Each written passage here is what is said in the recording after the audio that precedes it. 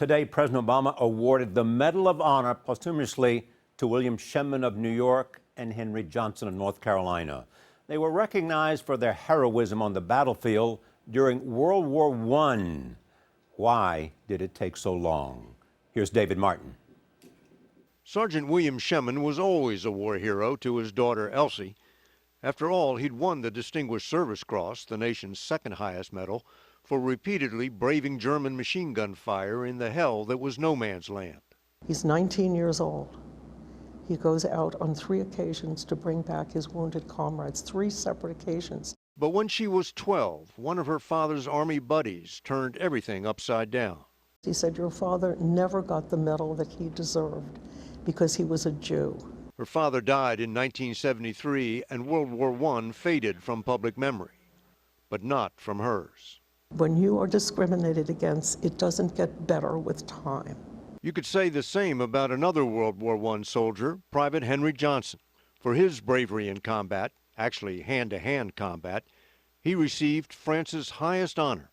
The French didn't have the segregation policies that the American Army had at the time. According to retired Major General Nathaniel James, the American Army didn't even award Johnson the Purple Heart for his wounds. It was one of these bigotry things that, I guess for some reason, they didn't want blacks to get any kind of recognition. Without a Purple Heart, the man Teddy Roosevelt called one of the bravest soldiers to fight in World War I received no assistance in dealing with his wounds.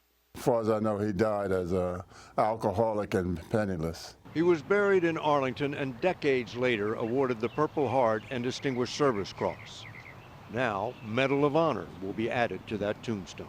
He would probably smile and say, "It's about time."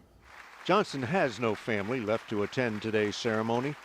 Sergeant William Shemin had 66 family members there, including both of his daughters.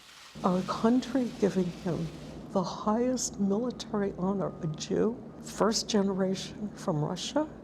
I think he would think that he did something wonderful for this country and how grateful he is. Of course, nobody gave either of these soldiers anything.